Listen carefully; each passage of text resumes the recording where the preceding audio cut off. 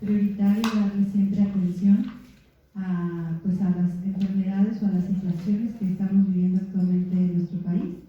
Y bueno, es a través precisamente de la licenciatura de Medicina Veterinaria y Zootecnia que por el área de educación continua pues se hace esta plática informativa pues para que nuestra comunidad estudiantil y docente esté enterada y sobre todo pues nos impliquemos en una situación que pues nos involucra a todos, ¿no? Desde el punto de vista social, el área médica, el área de veterinaria y como futuros médicos veterinarios y comunidad estudiantil que integran a esta licenciatura, pues nos atañe este tema pues emergente, ¿no?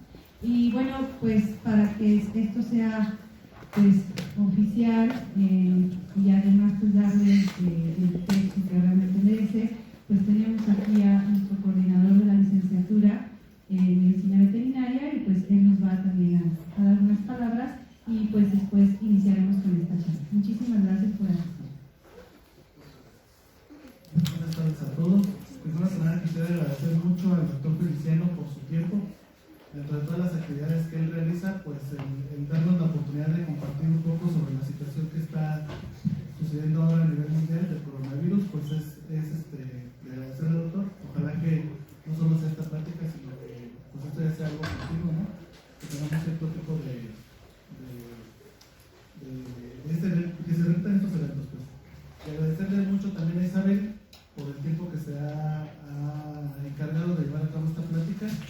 Y a ustedes, alumnos y profesores, también agradecerles que estén disponiendo del tiempo para asistir. Y no me queda otra cosa más que pues dejarle el micrófono al doctor Feliciano para que inicie con esta plática. Gracias.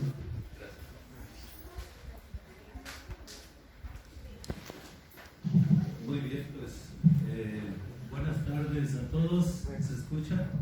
Bien, perfecto. Les voy a pedir que no me tomen esta como una conferencia. Es una plática informativa. Y la idea surgió con la doctora Isabel porque pues platicando con algunos de sus compañeros alumnos veíamos mucha inquietud, ¿sí? Por esto del coronavirus, qué es lo que está pasando. Estamos como mexicanos teniendo la atención que la enfermedad debería tener o estamos tomándola muy a la ligera. A lo mejor ustedes escuchan las charlas mañaneras del presidente de la República y hay quien dice que él se expresa como si esto no fuera un verdadero riesgo. En fin, entonces nosotros veíamos inquietudes por aquí y por allá y como yo sé que los alumnos pues, realmente no tienen tiempo de andar viendo periódicos, ni andar viendo mañaneras, ni andar viendo el internet para ver, porque están estudiando toda la vida, pues dije, bueno, vamos a hacer un esfuerzo, organizamos un material, lo compartimos y lo platicamos. Entonces, si me permiten, yo hago la presentación y al final platicamos, ¿no? Intercambio de opiniones y ver ustedes qué opinan de acuerdo a lo que aquí tengamos, ¿no? Y yo lo que traigo es un simple catarro, no es coronavirus. Ok, entonces, ¿qué es lo que debemos saber, pues, del nuevo coronavirus? Bueno, aquí les hago una listita pequeña. Primero que nada, es un nuevo coronavirus, pero es un nuevo coronavirus de una gran familia de virus que tenemos y que hemos tenido por muchos años, tanto en el sector salud como en el sector pecuario, que causan diferentes tipos de enfermedades. Ustedes son muy jóvenes, pero los que tienen hijos, raro que no vayan con un doctor porque trae un problema respiratorio, que trae un problema digestivo ligero, y yo no sé si es porque no saben el diagnóstico o lo primero que se les ocurre es decir, es un coronavirus, no te preocupes, ¿no? En medicina veterinaria igual, cantidad de coronavirus que nos causan diferentes trastornos de salud. Entonces, es algo con lo que estamos familiarizados. ¿Qué tiene de particular este? Pues que tiene un alto poder de diseminación. Se disemina muy rápido. ¿sí? Pero eso no nos debería preocupar mucho. Lo bueno es que no es mortal, ¿sí? Su tasa de mortalidad es bastante baja. Anda alrededor del 2.4%. Esto es bastante baja. ¿Qué es eso de la tasa de mortalidad? De tantos que se enferman, ¿cuántos se mueren? ¿Sí? Entonces, 2.4% es realmente muy bajo comparado con otros virus que tenemos por ahí. Y para que ustedes estén tranquilos, algunos de nosotros quizá ya no tanto, pero la mayoría de los que están en ese 2.4% son adultos mayores que además tienen otros problemas de salud: hipertensión, diabetes, alteraciones de diferente tipo. Entonces, cuando se les junta todo esto y además les llega el virus, son los que tienen riesgo de morir. Entonces, repito, ustedes estén tranquilos. Tiene un periodo de incubación de 2 a 14 días. Ese es uno de los problemas que se tiene en términos epidemiológicos. ¿Por qué? Imaginen ustedes, tenemos una persona 14 días sin presentar síntomas. Entonces, ¿qué es lo que ocasiona eso? Que la persona ande moviéndose en la población general y puede estar diseminando el virus aún cuando no tiene sintomatología. Por lo tanto, si no tiene sintomatología, pues no va al hospital y no es atendido debidamente. Entonces, eso es uno de los argumentos que le ayudan al virus para diseminarse mejor. Que no tenemos una vacuna de momento, es cierto. Vamos a ir profundizando en cada uno de estos temas. Y quizá lo más importante de saber ahora es que cuáles son los síntomas que tienen las personas que padecen esta enfermedad. Número 1, la fiebre. 2, tos seca. 3, falta de aire o dificultad para respirar. ¿Qué es lo que pasa? Pues si el virus va y se adhiere a las células pulmonares, pues uno de los principales problemas va a ser que la gente no puede respirar. Y de ahí también les viene la tos seca. Entonces, en algunas ocasiones, pues causa también trastornos digestivos. Ustedes habrán oído por ahí que a las personas que tienen la presentación severa de la enfermedad les tienen que ayudar con respiradores artificiales, precisamente porque lo primero que se afecta es el pulmón. Entonces, además de lo que podamos platicar, esto es lo que quiero que mantengan en mente, ¿sí? Número 1, no mata, como los de Toluca, no matan. Eso es bueno. Número 2, gente joven, no se preocupen mucho, es más para los viejitos. Yo sí, ya me preocupo. En fin, algunos otros profesores también de aquí ya. Ok, ¿cómo inició todo esto? 30 de diciembre.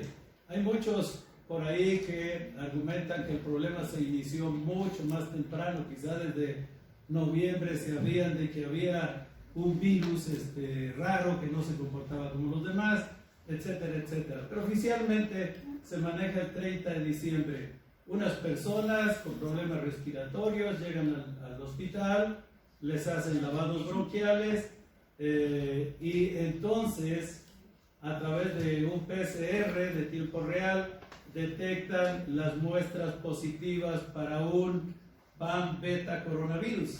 Tenemos familias y tenemos géneros dentro de las familias de coronavirus muy grandes. Entonces encajaba en una de ellas. A través de secuenciación se obtuvo el genoma completo del virus y con análisis bioinformáticos, al hacer comparaciones de varios genomas de diferentes virus, pues lo ubicaron como un coronavirus.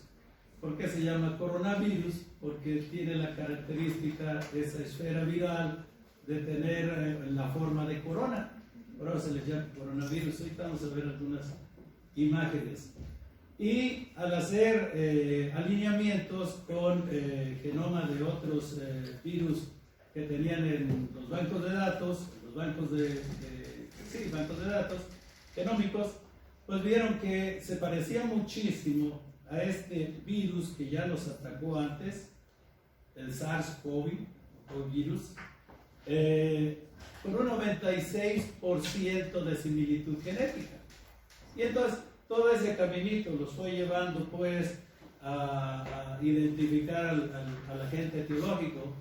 Se hicieron aislamientos en líneas celulares, diferentes tipos de líneas celulares, vieron efectos citopáticos a las 96 horas, con microscopía electrónica detectaron esas partículas características de un coronavirus, esa esferita con la parte externa como una corona, que les comento.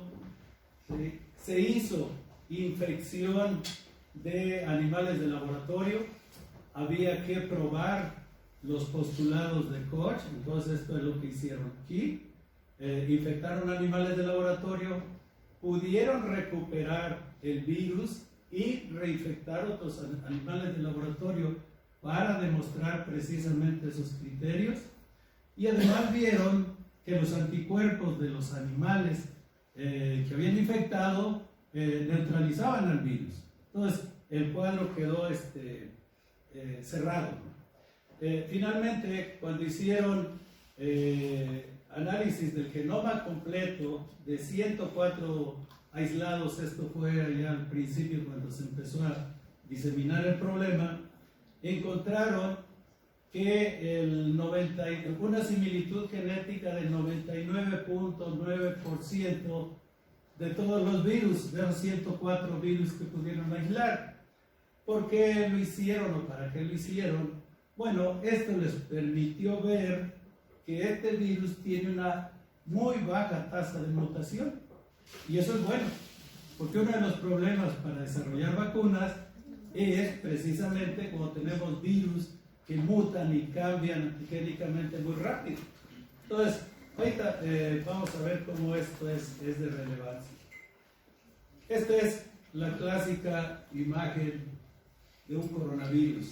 Como ven ustedes, es una coronita y por eso el nombre. Perdón, ¿alguien de ustedes está tequila? Okay. ¿Cómo se hace la transmisión? ¿Sí? Básicamente, gotas de saliva y fomites. Gotas de saliva, fomites. Por eso la recomendación que ven ustedes aquí y allá, si toses, haz esto. ¿Sí? No abiertamente, ¿no? De preferencia, si traen su pañuelito, como los viejitos que todavía usan los pañuelitos, pues lo pueden usar, ¿no? Entonces, es una de las principales vías de infección. Entonces, piensen ustedes por qué en Italia están cancelando los juegos de la Liga de Fútbol. Precisamente porque no quieren aglomeraciones de gente. Porque esa cercanía, esa tos, es una de las principales vías de contaminación, ¿no? No se ha confirmado, se cree que puede tener una relevancia la transmisión por aerosoles. ¿Qué quiere decir esto? Que toses y la partícula se queda ahí flotando y puede viajar distancias. Entonces, aunque ustedes estén hasta allá y yo aquí tosiendo, puedo ser capaz de infectarlos. No se ha confirmado, pero es muy posible, porque otros virus sí se transmiten por aerosoles. Se conoce también que se elimina en heces. Sin embargo, se considera que epidemiológicamente a través de las heces puede ser pues una mala vía de transmisión. Entonces, repito, pues, ¿cuál es la principal? Tos, estornudo. Entonces, esto nos trae también a las famosas mascaritas. ¿Qué tan útiles son estas mascaritas? Lo podemos ver de dos puntos de vista. Si yo soy el que toso, pues aquí que se quede algo, ¿no? Hay que se mantenga. Y si otro es el que tose, pues de menos que no me pase todo, ¿no? Algo debe pasar porque obviamente los virus son mucho más pequeños que lo cerrado de la fibra de estas mascarillas, pero para algo sirve. Entonces, hay mascarillas de diferentes calidades, obviamente, algunas sí definitivamente bloquean el paso de las partículas, pero yo creo que nosotros no vamos a llegar a necesitar ese tipo de Ok, un poquito de historia. No sé qué tanto allá atrás alcancen a ver esta imagen, pero lo primero que se hace cuando se está ocurriendo un brote de una enfermedad infecciosa, pues es graficarlos. Graficar que la frecuencia de los casos en el eje de las Y por el tiempo en el eje de las X. Entonces, esto es una de las gráficas que se han tenido en esta ciudad de China, Wuhan, y lo que nos muestra son diferentes tipos de situación de la enfermedad. Tenemos en los azules primero, que son los casos confirmados, toda la parte azul, los casos confirmados. Luego tenemos los que son identificados por diagnóstico clínico, es decir, que tienen sintomatología, los sospechosos y finalmente los que no tienen ninguna sintomatología, que obviamente está aquí en la parte de arriba, difícil de detectar.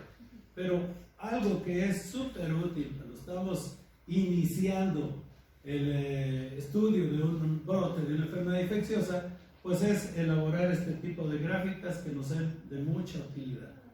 Esto ya es fuera de Wuhan, ya considerando toda la provincia, ¿sí? Pero más o menos con los mismos. Y esto ya es el cuadro completo en China, ¿no? Pero las gráficas son muy similares. Pero vean ustedes aquí las fechas y verán cómo en ese corto periodo de tiempo esto se disparó. Eso nos da la idea también de que posiblemente ya había muchos casos en la población cuando se empezaron a reportar, ¿sí? De tal manera que eso se empezó a conocer y entonces salieron muchos casos por todos lados. ¿Cuál es la situación mundial hoy en la mañana? Les aseguro que poco, pero ya cambió para hace 2 horas que puse esta transparencia. Si ustedes ven, pues el principal problema está aparte de, fuera de China, perdón, esta gráfica es fuera de China, ¿sí?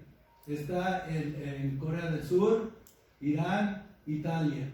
Estos son los que tienen más casos, los demás pues tienen pocos casos. Pregunta, ¿qué deberíamos hacer nosotros, mexicanos, ahorita? ¿Alarmarnos? ¿Tener medidas? ¿Tomar medidas ya? ¿Qué es lo que deberíamos considerar para ver qué tanto nos preocupamos? Pues yo creo, algo que nos tenemos que preguntar es, ¿qué tantos italianos tenemos? O iraníes, o surcoreanos.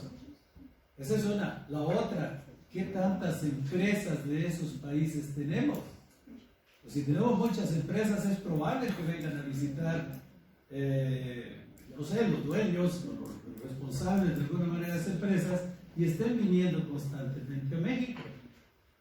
Yo no sé ustedes, pero yo sí, por mi colonia luego veo grupitos de coreanos o grupitos de chinos, así como esperando que vengan a recogerlos para ir a la empresa. Esa impresión me da con sus computadoras y toda la cosa. Entonces, eso es lo que podemos estar observando y eso es lo que podemos hacer cada uno de nosotros. No por estigmatizar, sino por tratar de detectar si alguien trae algún síntoma, y a lo mejor es nuestro amigo, es nuestro pariente. Oye, ¿sabes qué? Chécate. Y de lo que te checas, yo pongo un poquito de distancia, ¿no? Vamos a prevenirnos, ¿no? Pero entonces, eso es lo que nosotros como mexicanos o cualquier otro país puede utilizar esta información, ¿sí? Estar atentos, no panicarnos, no estigmatizar, pero sí estar atentos. Ok. Ya les hablaba yo de la tasa de letalidad o fatalidad que este nuevo coronavirus tiene y es muy baja. No sé, pero algunos de ustedes a lo mejor yo creo que ya habían nacido todos. Hace tiempo tuvimos un brote también en China por este virus, por este coronavirus, ¿sí? y tenía una tasa de letalidad altísima, 35%. La otro que también dio mucha lata, 14 a 15%. ¿Sí? Repito, tasa de mortalidad de los enfermos, ¿cuántos se nos mueren? Y comparen ustedes con el nuevo virus, no llega al 3%. Entonces, ¿qué es lo que tiene de importante esto con los otros dos? Bueno, antes de que concluya esa idea, comparando con otras enfermedades, este es el MERS, ya les decía, el coronavirus, pero vean, por ejemplo, la viruela, ébola, o la polio, o algunos otros, ¿no? El punto, pues, es que su tasa de letalidad es bastante baja. Aquí en forma gráfica, de cada 50 personas infectadas, el MERS mata 17, el SARS mata 5 y el nuevo coronavirus mata 1. Entonces, es nada más para que vean ustedes la comparación. Pero entonces, repito, ¿qué es lo que hace a este virus tan preocupante y alarmante a tal grado que ha llevado a la Organización Mundial de la Salud a definirla como una pandemia?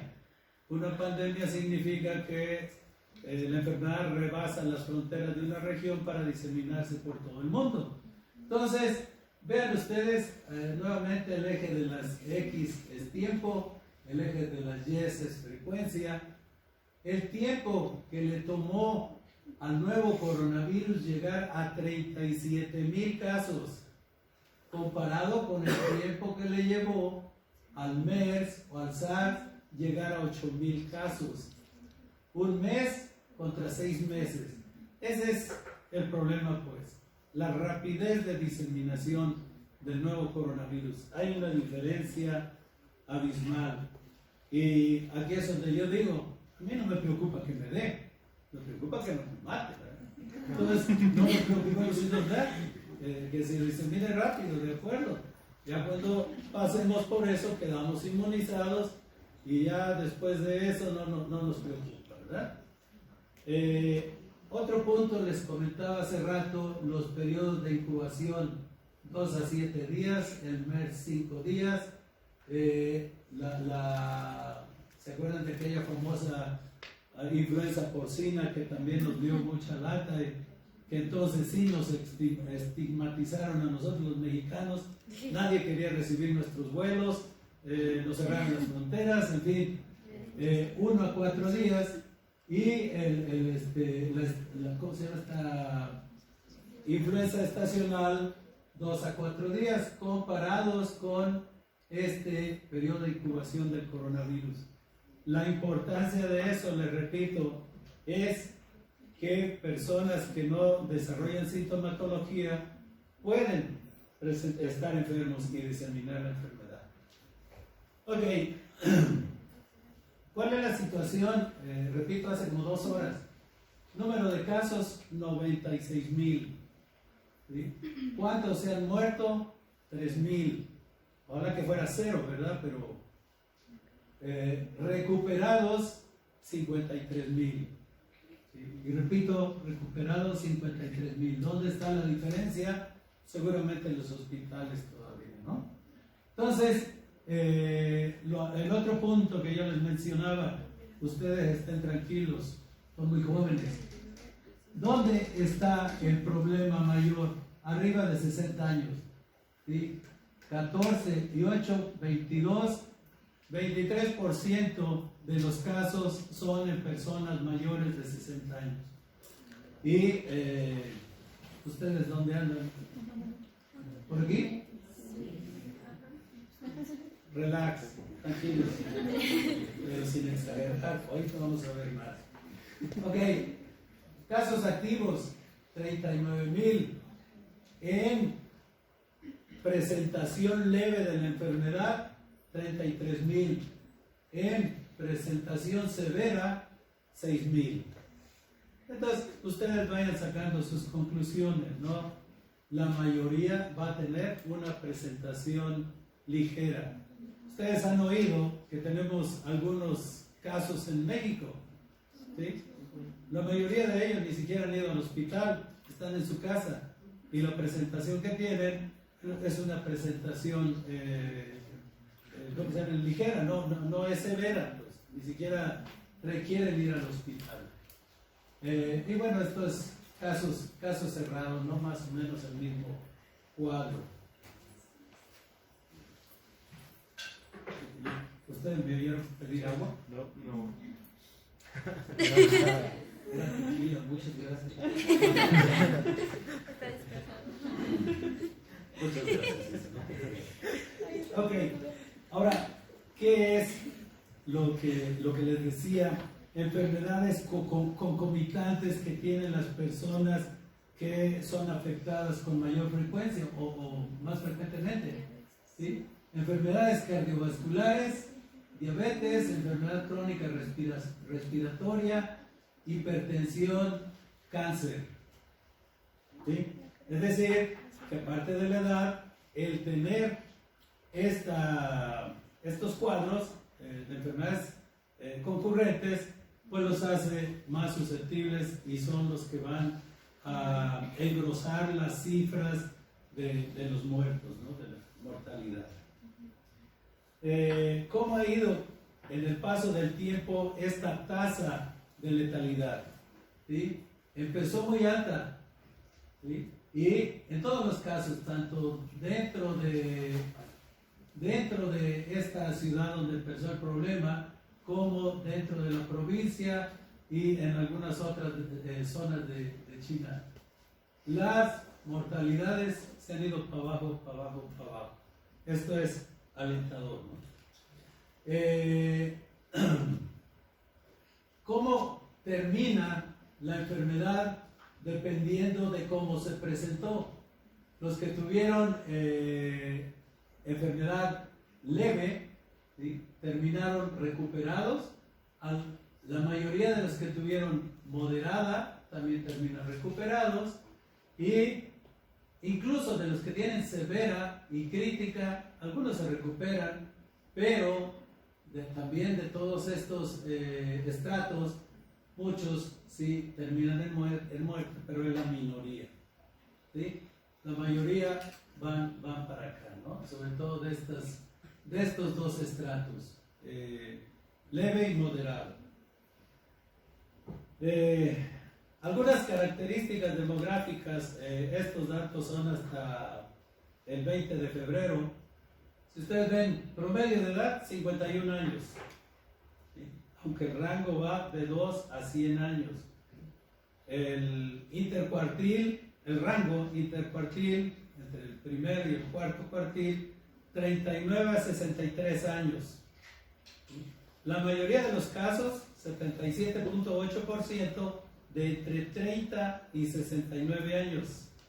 51% son hombres, ahí la cosa está muy pareja. El 77% es de esta provincia de China, Hubei, y aproximadamente el 22% son agricultores o trabajadores de campo. ¿Sí? Riesgo de transmisión familiar, desde luego. Pero les digo, si tienen novio o novia italiano, iraní o de estos otros países coreanos, atentos, porque obviamente esa cercanía incrementa los riesgos de una infección. De hecho, varios de los casos que se tienen son de personas que viajaron sobre todo a Italia. Últimamente han salido muchos casos relacionados con viajes a Italia y llegan al núcleo familiar y entonces ya todo el núcleo familiar es un sospechoso o incluso un caso, aunque sea moderado, pero un caso. Entonces, como ven, 78 a 85% ocurren dentro del núcleo familiar. La tasa de ataques secundarios de 3 a 10%. ¿Qué significa? Un caso puede infectar a 3 o 10 personas más.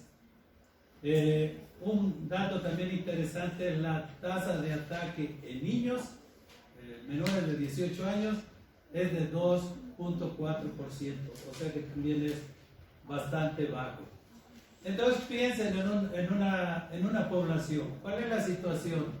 En este primer tercio tenemos el periodo inicial de la epidemia. ¿Qué es lo que vamos a tener ahí? Si ustedes identifican los puntitos, si los alcanzan a ver, puntitos o círculos blancos, unos círculos negros, y acá nos dice qué es. Círculo blanco, una persona infectada que infecta a otros, y uno negro, persona infectada que ya no infecta a otros. Entonces, al inicio tenemos una población susceptible muy grande, ¿sí? Entonces, si tenemos una situación de muchos susceptibles, la enfermedad se va a diseminar rápidamente, pero esto se va yendo hacia el otro extremo conforme vamos avanzando en la epidemia. Al final vamos a tener muchos que ya no transmiten la enfermedad, que ya no son susceptibles, ¿sí? Porque ya se infectaron, y la población de susceptibles va a ser cada vez menor.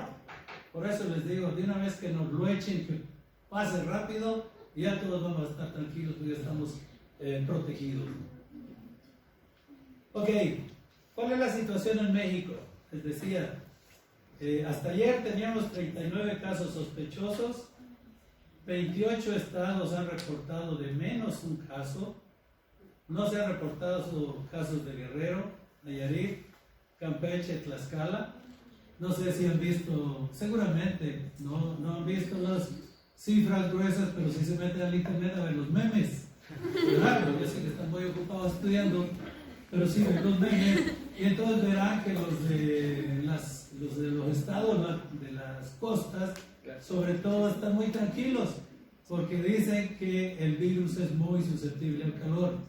Entonces dicen, aquí échenlo, nosotros no tenemos problema. Entonces, tenemos 11 casos sospechosos, seriamente sospechosos.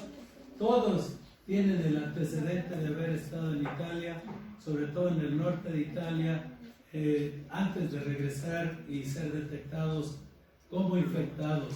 Incluso esto es un niño de 1 año, pero ese fue en Japón, y toda la familia está infectada de un viaje familiar de vacaciones a Japón, y tienen la infección.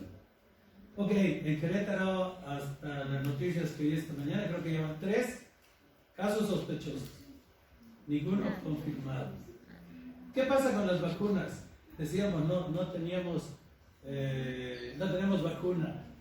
Y platicaba yo con algunos de mis alumnos y decía, a ver, ¿cómo? Si tenemos tantos coronavirus por ahí pululando, y hemos tenido experiencias con esos coronavirus, ¿por qué no hacemos una vacuna tipo la vacuna que se hace de influenza? Yo no sé si todos ustedes tienen una idea de cómo se elabora una vacuna de influenza, ¿no? O más o menos. ¿Sí? Pues lo que se hace es agarran partes conservadas del genoma de los virus de, pónganle, 4 o 5 años anteriores, ¿sí? Eso los integran a un nuevo virus, ¿sí? De tal manera que con eso elaboran una vacuna, rogándole a Dios y a la Virgencita de Guadalupe que la infección que vamos a tener en el siguiente año venga con una parte genómica o antigénica parecida a esa que nosotros le metimos a la vacuna. Entonces, comentaba yo, ¿por qué no podemos hacer eso lo mismo con el coronavirus? Y la respuesta es que sí lo podemos hacer. Sí se puede hacer. ¿Cuál es el problema? Que tenemos urgencia de una vacuna, ¿sí? Y el caminito para elaborar y agarrar esas partes de genomas de diferentes virus e integrarlos a uno toman tiempo, ¿sí? Toman tiempo de laboratorio. Además, échenle ustedes que nosotros no podemos agarrar un laboratorio y decir, aquí ya hice una vacuna y ahora va para que todo el mundo la use. No, tiene fases para hacer, que tienen que probarse en animales de laboratorio, tienen que probarse luego en humanos, poquitos, y ver que no haya ningún tipo de problema, que verdaderamente proteja, etcétera, etcétera. Entonces, un camino largo, ¿sí? Pero, como siempre hay un pero, en este caso positivo, hay algunas empresas que dicen, yo tengo la solución sin echarme todo ese caminito. Hoy vamos a platicar un poquito de eso. Entonces, ya hay muchas empresas. Ustedes se imaginarán la cantidad de dinero que hay involucrada aquí, ¿verdad? Para un laboratorio desarrollar la vacuna y venderla. ¿Sí? Entonces, hay muchas empresas que dicen, yo ya tengo mi vacuna. Solo les pongo 2 encabezados, pero hay varios. Ustedes se meten en su buscador, le ponen vacunas contra el coronavirus y verán la cantidad enorme que hay. Esta es una imagen nada más para mencionar eso que les decía. Pues agarramos partes conservadas, nos metemos un vector y tenemos una vacuna, ¿no? Con esas partes conservadas ahí. Hablando de vacunas y hablando del camino normal, pues tenemos diferentes tipos de vacunas.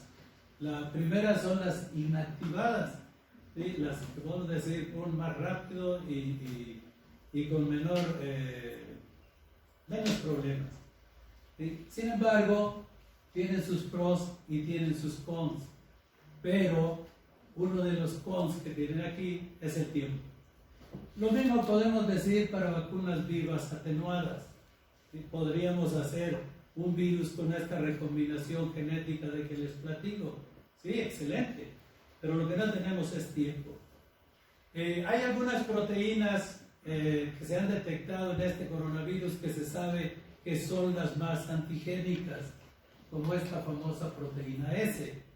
Pero igual, repito, el camino es largo.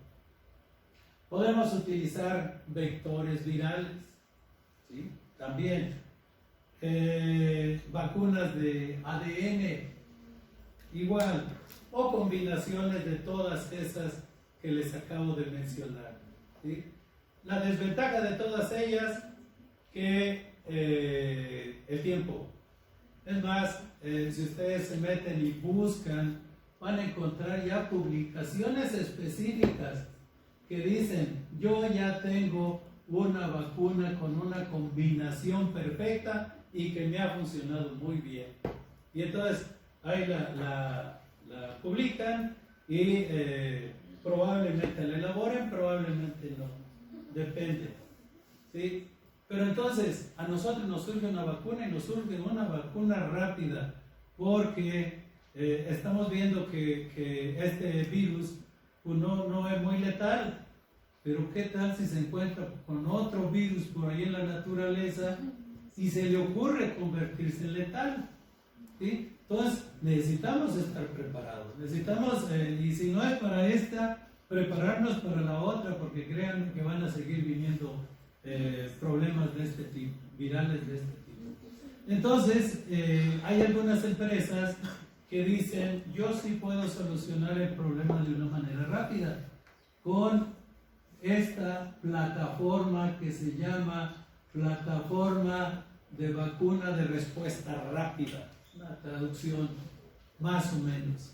Y les quiero poner aquí en esta parte un video que lo voy a ir deteniendo porque ¿todos hablan inglés? Sí, yes. Sí.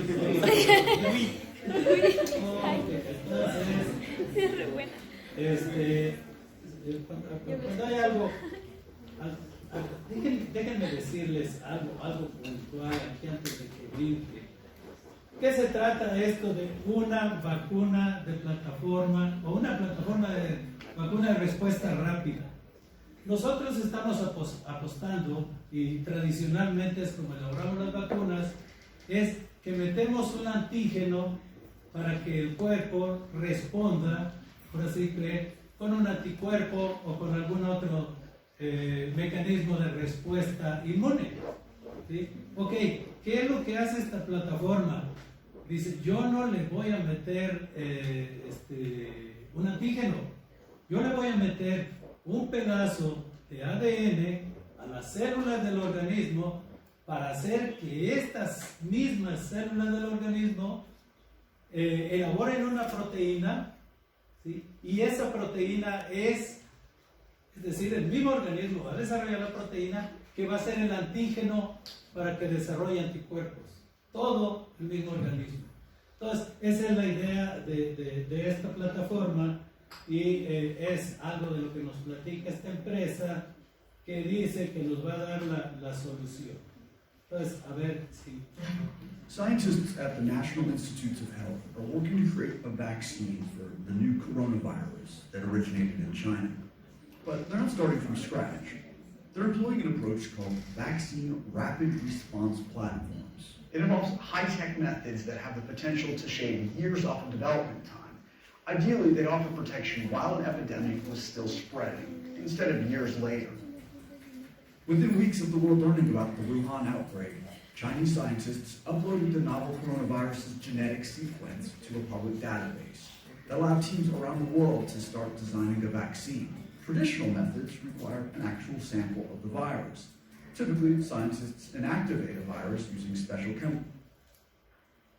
Ahí escucharon. La manera tradicional es que vamos a agarrar el virus, lo vamos a empezar a cultivar, a proliferar y bla, bla, bla. Okay, eso es lo tradicional. Before it's put into a vaccine. When the inactivated or weakened virus is injected into the body, the immune system recognizes it as a foreign invader or an antigen. Vaccines use antigens to prime the body to protect against a particular virus. But vaccines developed with rapid response platforms work differently. Rather than directly injecting antigens into the body, these types of vaccines typically send instructions to cells in the body. It gets the cells to produce antigen proteins that are specific to the virus it's designed to defeat. These instructions are in the form of RNA or DNA, the molecules that contain the code for building proteins. Scientists say this process... ¿Entendieron? Él, en lugar de meterle el antígeno, en lugar de meterle un virus o una vacuna, le meten un RNA mensajero a la célula para que la célula elabore el antígeno. O sea, es una proteína. Es como va a ser una proteína propia del virus que queremos atacar. Eso es el mecanismo. Le voy a regresar tantito a ver.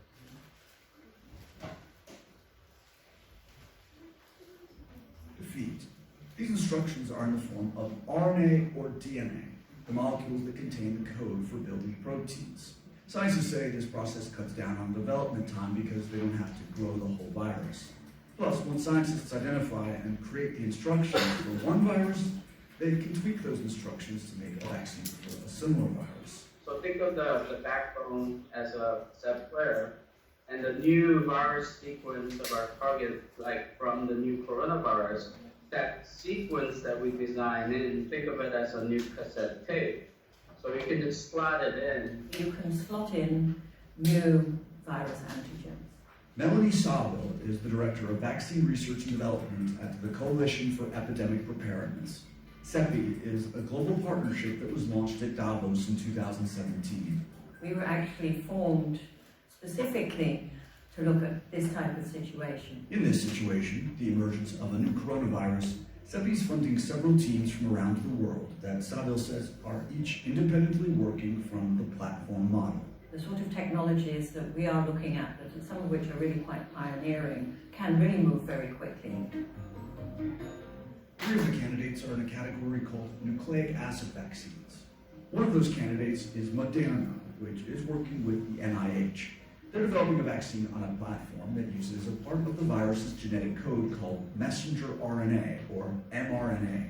So again, unlike the conventional approach, with mRNA vaccine platforms, it's our own body cells, rather than lab techs, that produce the antigen proteins that are like the ones made by the coronavirus. Your immune system then will be stimulated and develop antibodies to the virus, so that when you see it again, it can immediately recognize the virus and prevent you from becoming sick.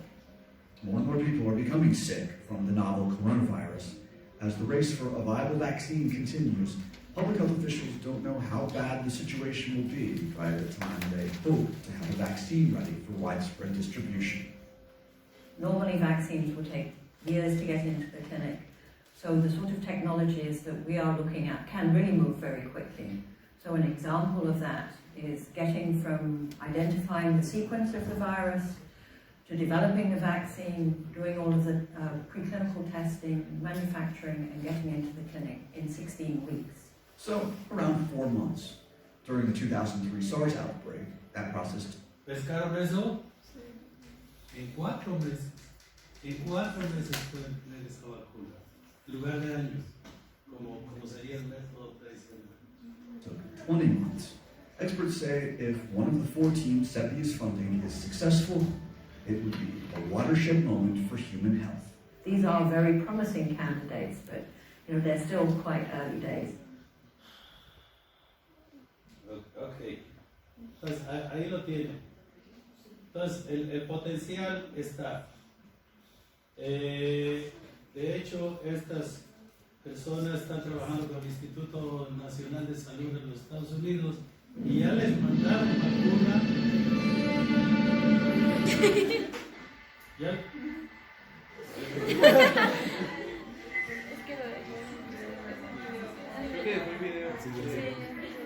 Perdón.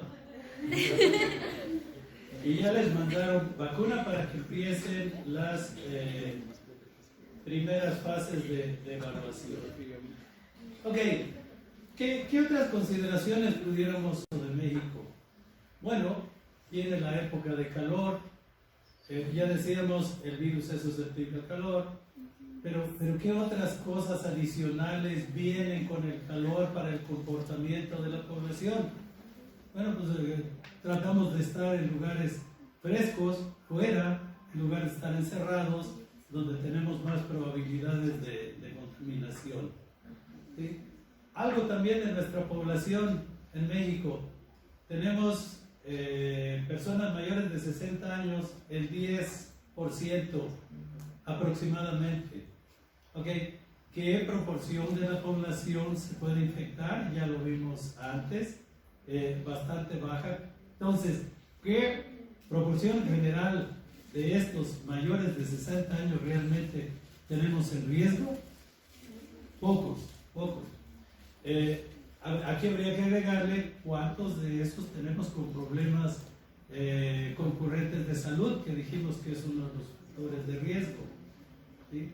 Obviamente, zonas rurales, menor riesgo. Zonas pobres, menor riesgo. ¿Por qué menor riesgo? Pues porque no tienen que ir a Italia, ni tienen que ir a China, ni salen. Muchas dificultades no van a hacer México. Entonces, vamos, todos son pequeños puntos que podemos decir van reduciendo los riesgos, ¿no? Hay mucha preocupación por si tenemos los servicios de salud suficientes. Y todo esto pues viene de la mano con lo que les venía comentando.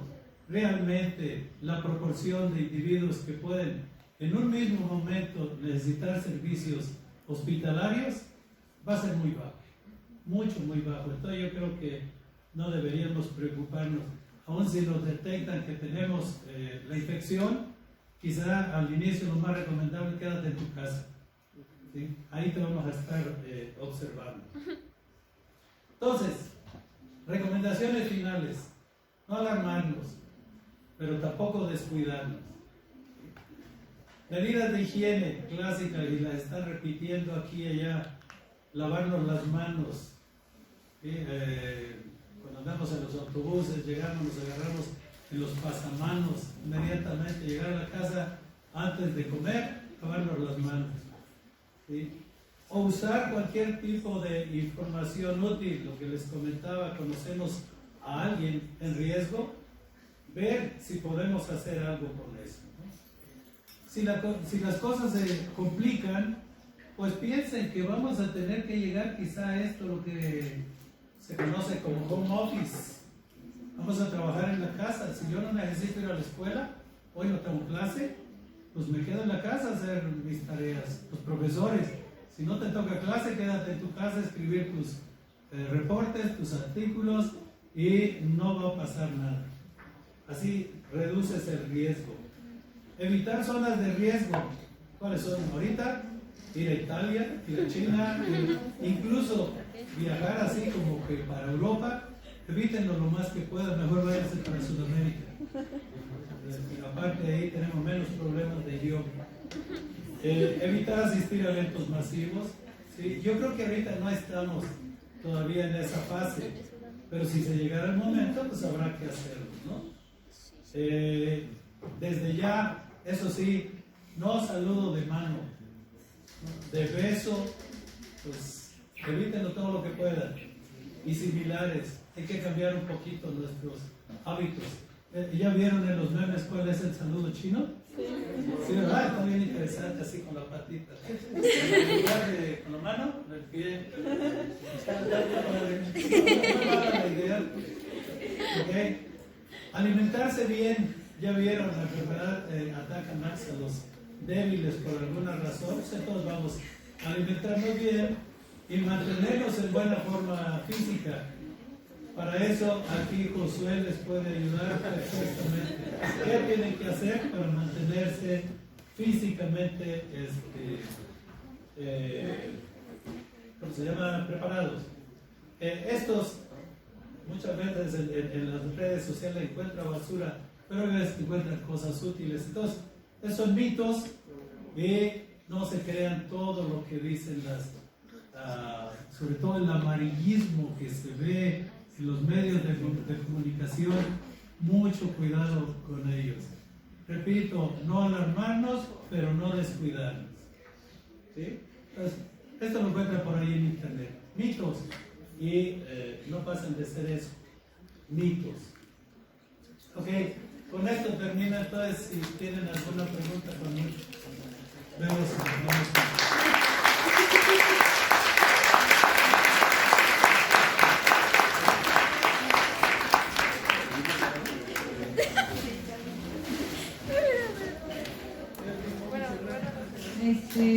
¿Tienen alguna pregunta? ¿O todo quedó pues un poquito con más claridad acerca de lo que es el coronavirus? Sí, adelante. Nada más muy fuerte porque no tenemos... Sí, bueno. Respecto de la vacuna, ¿cómo es que la proteína que se va a sintetizar a partir del ARN mensajero? Sí, ese RNA mensajero que se está metiendo es un RNA sacado de la secuencia del genoma del virus. Entonces, ese se mete a las células del organismo y le están diciendo, producen esta proteína, que es una parte antigénica del virus que queremos atacar. Entonces, nosotros vamos a producir el antígeno y también el anticuerpo para atacarlo. Entonces, de cierta manera es preparar al organismo para cuando venga cualquier infección ya tenga la respuesta lista. ¿Alguien más? No. Pues entonces, le agradecemos al doctor Feliciano Millán Suazo esta iniciativa y bueno, pues a ustedes también el tiempo que dedicaron para estar aquí en esta plática y pues muchísimas gracias, doctor. Gracias a los docentes que nos acompañaron. Gracias, doctor.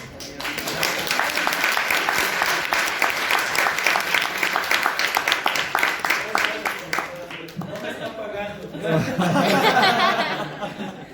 Gracias, doctor. Quítale su